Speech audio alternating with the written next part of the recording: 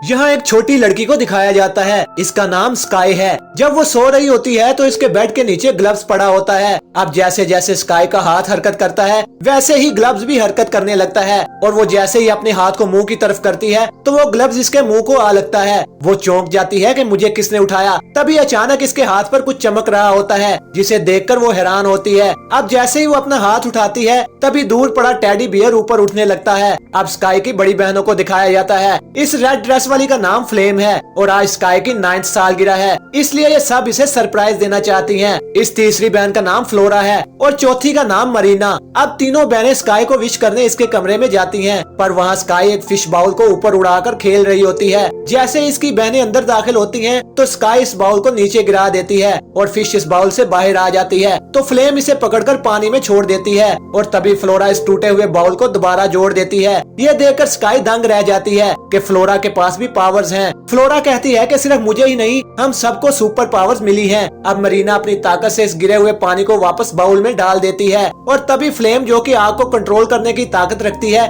वो इस गीले फर्श को सुखा देती है।